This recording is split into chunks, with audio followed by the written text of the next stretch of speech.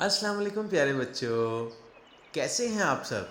अरे आज मुझे याद पड़ रहा है कि हमने पिछले दिनों आपको भालू की कहानी सुनाई थी। मर्सी अंकल आज आप हमें कौन सी स्टोरी सुना रहे हैं? चलें आप ही बताएं, आज हम आपको कौन सी कहानी सुनाएं। मर्सी अंकल आज आप हमें कौवे वाली कहानी सुनाए। कव्वे वाली कहानी। अच्छा, चले, हमारी पटारी में वैसे तो बहुत सारी कहानियां हैं, ये कव्वे वाली कहानी। चलिए ऐसा करते हैं, आज हम आपको कव्वे और कोयल की कहानी सुनाते हैं। क्या ख्याल है? बहुत अच्छा। चलो ठीक है, तो हम कहानी शुरू करते हैं। नदी के किनारे लीमू का पेड़ लगा था, उसके करीब ही आम का दरख्त था। लीमू के पेड़ पर कौवे का घोंसला था, जबकि आम के दरख्त पर कोयल ने घोंसला बना रखा था। लीमू के पेड़ की शाख पर बैठकर कौवा काई काई करता, जबकि आम की डाली पर बैठकर कोयल कू करते खूबसूरत गाने गुनगुनाया करती। दिलचस्प बात तो ये थी, दोनों परिंदों का रंग ही काला था। मौसम बहार में कोयल ने अपने घोंसले में अंडे दिए, उधर कौवे की मादा कौवी ने अपने घोंसले में अंडे दिए। कौवा दिन भर बाहर दाना दुनके की तलाश में इधर उधर उड़ता फिरता रहता, जबकि कौवी घोंसले में बैठकर अंडों की रखवाली किया करती। कोयल को ये आसानी मुयस्सर न थी, वो अपने आशियाने में अकेली रहती थी, उसे खाने की तलाश में बाहर भी जाना पड़ता था। इस सूरत में वो अंडों की हिफाजत नहीं कर सकती थी। कोयल बहुत परेशान थी। एक दिन उसे एक तरकीब सूझी।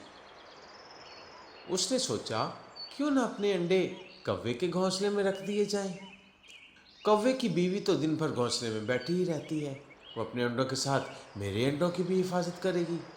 एक दोपहर जब कौवी अपने घोंसले में ऊँघ रही थी, कोयल चुपके से अपना अंडा उसके घोंसले में रख आई। कौवे की बीवी बेचारी सीधी सादी थी। हालांकि कौवा अपनी चालाकी की वजह से बदनाम है, लेकिन इसमें रियाकारी और मक्कारी नाम को नहीं। घोंसले में एक अंडा ज़्यादा हो गया तो भी उन्हें पता ना चला। वो अंडे सहती रही। कुछ दिनों बाद इन अंडों में से बच्चे निकल आए। उन्हें देखकर कौवा और उसकी बीवी बहुत खुश हुए। कौवी ने कौवे से कहा, काई काई काई, कितने प्यारे बच्चे हैं, काले काले चमकदार। कौवा दिन भर मेहनत मुशक्क़त करके दाने लाता। दोनों मियाँ बीवी अपनी चोंच से सारे बच्चों को दाने खिलाते, उनके साथ खेलते और उन्हें कहानियाँ सुनाते। कौवे ने बच्चों को चलना सिखाया। एक दिन उसने अपनी मादा से कहा कि चलो अब हम बच्चों को बोलना सिखाते हैं। लीमू के पेड़ पर कौवे ने अपना स्कूल खोला।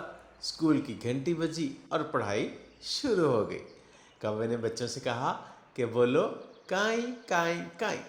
सब बच्चों ने उसकी आवाज़ मिलाकर काई काई कहा, लेकिन एक बच्चे से कू कू कू की आवाज़ निकल रही थी।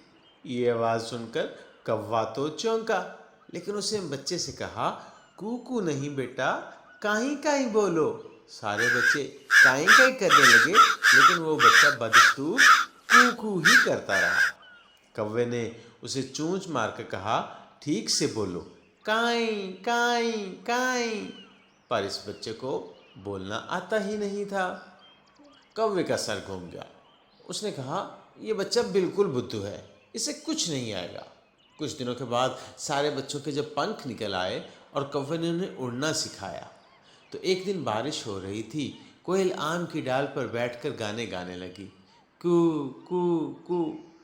उसके साथ ही कौवे के घोंसले से एक बच्चा उड़ा और कू कू चिल्लाते हुए कोयल के घोंसले की तरफ चला गया।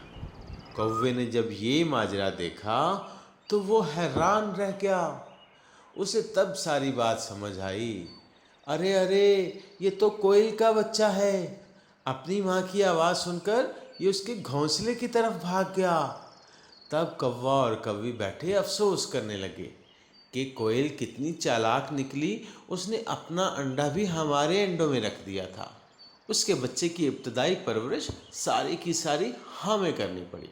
कौवा अपनी बेवकूफ़ी और कोयल की चालाकी पर कई दिन तक अफसरदा रहा, लेकिन अब क्या हो सकता है, कोयल ने अपनी अक्लमंदी से अपना काम निकाल लिया था और कौवा भी इस पर खुश था कि चलो किसी न किसी तरह मैं कोयल के काम तो आया।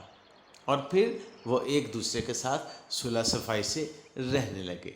अब काई काई वाले काई काई करते और कूकू वाले कूकू करते।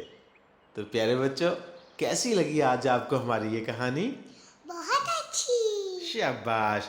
अगली कहानी सुनने के लिए आज आपने मेरा चैनल सब्सक्राइब करना है और घंटी का बटन ज़रूर प्रेस करना है।